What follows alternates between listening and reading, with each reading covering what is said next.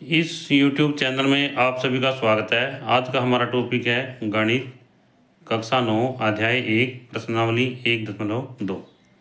इसमें सबसे पहले है नीचे दिए गए कथन सत्य हैं या असत्य है, कारण के साथ अपने उत्तर दीजिए। पहला भाग है इसका, प्रत्येक अपरिमेय संख्या एक वास्तविक संख्या होती है। तो इसमें यहाँ पर हमने वास्तविक संख्या के दो भाग हैं, यहाँ पर परिमेय संख्या और अपरिमेय संख्या। सवाल क्या है हमारा, प्रत्येक अपरिमेय संख्या वास्तविक संख्या होती है। तो इसमें क्या है, जो अपरिमेय संख्या है क्या दी जाए, वास्तविक संख्या है। यहाँ से हमें देख रहे हैं कोई भी अपरिमेय संख्या है क्या होगी, एक वास्तविक संख्या होगी। इसमें इसका उत्तर क्या आएगा, सत्य। क्या आएगा इसका उत्तर, पहले का पहला भाग है, क्या लिखेंगे, सत्य। क्या लिखेंगे, सत्य। इसमें आगे लिखेंगे वास्तविक संख्याओं में प्रमेय और अप्रमेय संख्या दोनों पाई जाती हैं। क्या लिखेंगे, क्योंकि वास्तविक संख्याओं में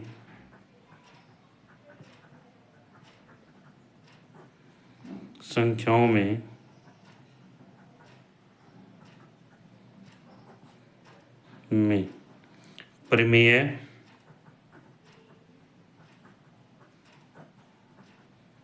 तथा अप्रमेय संख्याएं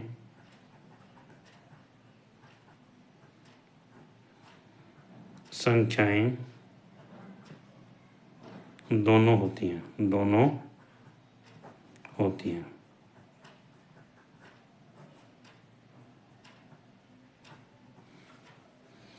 इससे अगला है संख्या रेखा का प्रत्येक बिंदु वर्गमूल m के रूप का होता है, जहां m एक प्राकृतिक संख्या है। तो इसमें जो प्राकृतिक संख्या है वो होती है हमारे पास में, सबसे पहले क्या है, प्राकृतिक संख्या पता होना चाहिए। प्राकृतिक संख्या क्या है, प्राकृतिक संख्या क्या होती है,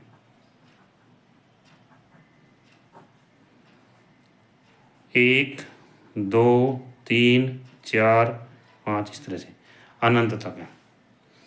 तो इसमें वर्गमूल m है, वर्गमूल m मान लीजिए a का वर्गमूल है, यहाँ पर 1 आ जाता है। तो वर्गमूल 2 का वर्गमूल 1.414 है, वर्गमूल कितना है 3 1.732 और वर्गमूल 4 किसके 2 के बराबर है। परंतु जो संख्या रेखाएं हैं, संख्या रेखा पर हम क्या देखते हैं कि जैसे संख्या रेखा है हमारे पास में, यहाँ पर 0 1 2 3 और इधर -1 -2 और -3। इस पर धनात्मक एवं ऋणात्मक संख्याएं दोनों आती हैं। परंतु यहाँ पर हम क्या देखते हैं कि ये जो वर्गमूल m है, m का जो वर्गमूल है, इसकी सभी जो मान है वो धनात्मक आते हैं। क्या आते हैं, धनात्मक आते हैं। तो हम क्या कहेंगे, असत्य। क्या चीज़ है ये, असत्य। इसका उत्तर क्या आएगा, असत्य। इसका कारण लिखेंगे हम, कोई भी ऋण संख्या किसी प्राकृतिक संख्या का वर्गमूल नहीं हो सकती। क्या लिखेंगे, हमने क्या देखा है, अभी कोई भी ऋण संख्या जो है किसी भी प्राकृतिक संख्या का वर्गमूल नहीं हो सकती, क्योंकि यहाँ पर सारे धनात्मक आ रहे हैं। क्योंकि कोई भी ऋण संख्या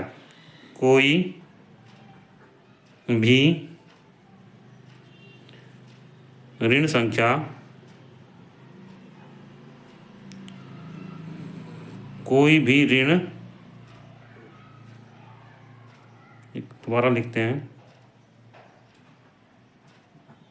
संख्या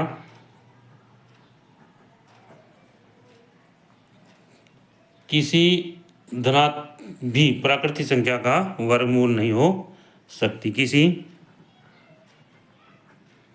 प्राकृत संख्या का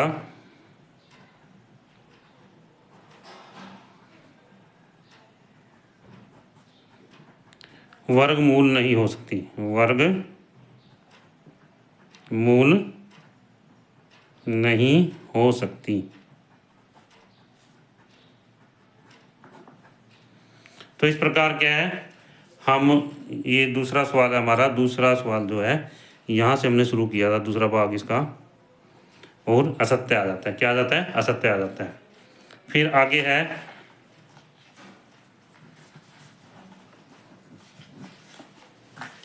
प्रत्येक वास्तविक संख्या एक प्रमेय अप्रमेय संख्या है। प्रत्येक वास्तविक संख्या एक अप्रमेय संख्या है। तो हमने क्या देखा था कि जो वास्तविक संख्या है वो प्रमेय भी होगी और अप्रमेय भी होगी, परंतु इसलिए क्या कहता है, प्रत्येक वास्तविक संख्या एक अप्रमेय संख्या। ये क्या चीज़ है? असत्य है। क्या चीज़ है? असत्य। असत्य। यहाँ हम इसको भी लिख सकते हैं, पहला हमारा सत्य था, दूसरा असत्य है, और तीसरा भी क्या है? असत्य है। तो इसका अंदर ये कारण लिखेंगे हम यहाँ पर, प्रत्येक वास्तविक संख्या एक अप्रमेय संख्या नहीं होती। हम लिखेंगे वास्तविक संख्या में प्रमेय तथा अप्रमेय दोनों संख्याएं होती हैं। तीसरा भाग है इसका, वास्तविक संख्याओं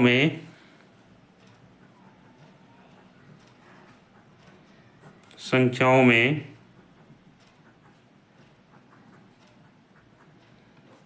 प्रमेय तथा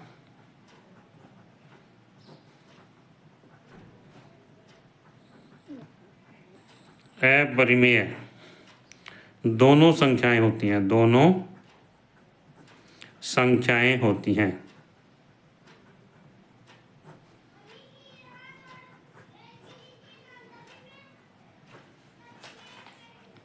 इसमें यहाँ पर आगे है, क्या सभी धनात्मक पूर्णांकों के वर्गमूल अप्रमेय होते हैं? यदि नहीं तो एक ऐसी संख्या के वर्गमूल का उदाहरण दीजिए जो प्रमेय संख्या है। तो यहाँ पर सबसे पहले क्या कहता है कि क्या सभी धनात्मक पूर्णांकों के वर्गमूल, धनात्मक पूर्णांक क्या हैं, जैसे 1, 2, 3, 4, 5, 6, 7, 8, ये सभी धनात्मक पूर्णांक हैं।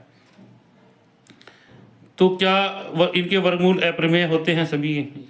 यदि नहीं तो एक ऐसी संख्या का उदाहरण दे जो कि एक प्रमेय संख्या है। तो इसमें क्या आएगा?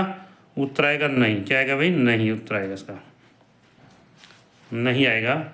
आगे कहते हैं एक ऐसी संख्या का उदाहरण जो प्रमेय संख्या है, जिसका वर्गमूल जो है प्रमेय संख्या। तो यहाँ पर जैसे वर्गमूल 4 है, वर्गमूल 4 का वर्गमूल कितना आ जाता है? 2 आ जाता है। कितना आ जाता है? 2 आ जाता है। तो ये क्या चीज़ है? एक प्रमेय संख्या है, एक परिमेय संख्या है। 2 क्या चीज़ है? अभी एक परिमेय संख्या है।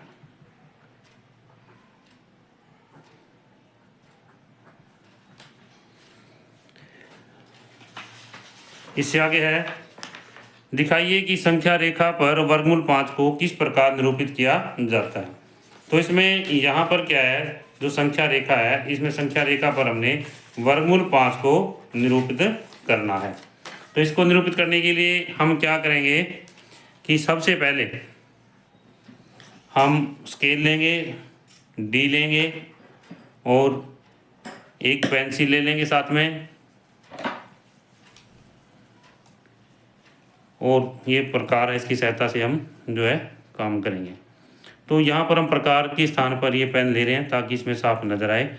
आपको पेंसिल के स्थान पर हमने ये बॉल पेन लिया है, आप जो है पेंसिल का प्रयोग करना चाहिए आपको। तो इसमें यहाँ पर हमने क्या लिया, ये है हमारे पास में, तो हमने इंच की तरफ से लिया है। किसी तरफ से लिया है? इंच की तरफ से। इंच की तरफ से लेकर के पहले यहाँ पर ऐसे जो है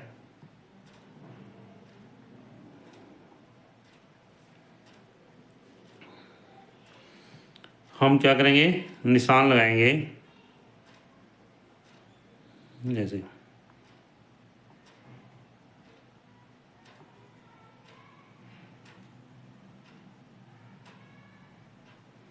इस तरह से क्या करेंगे, निशान लगा लेंगे।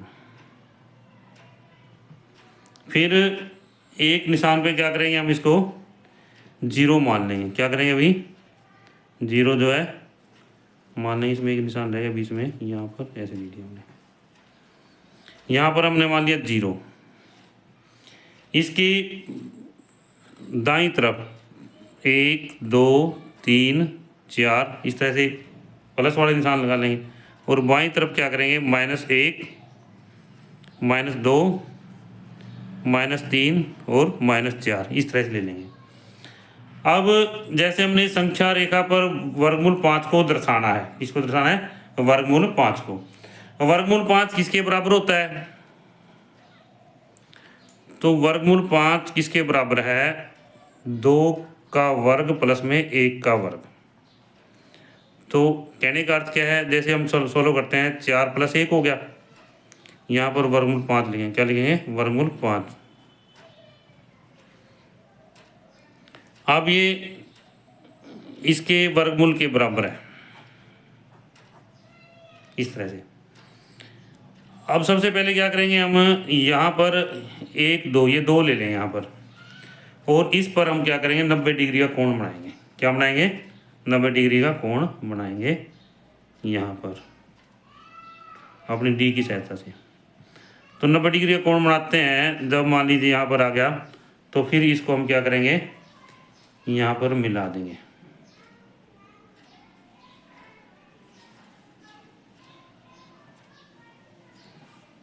मिला दिया। फिर जैसे यहाँ 90 डिग्री का कोण था और इधर 1 है यहाँ पर, ये तो 2 1 2 यहाँ पर मैंने 2 ले लिया, 2 इकाई लंबाई ले ली यहाँ पर, 1 और 2। फिर प्रकार की सहायता से यहाँ प्रकार रख के और एक लंबाई के बराबर जितनी लंबाई ये है, 1 इकाई है यहाँ पर, इतना जो है खोल के प्रकार। तो फिर जो हम क्या करेंगे, ऐसे चाप लगाएंगे। चाप लगाने के बाद क्या करेंगे,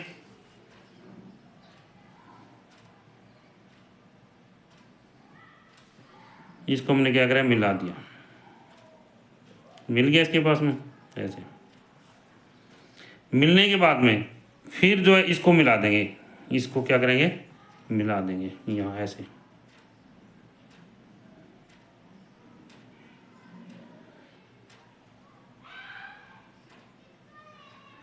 जीरो के साथ में।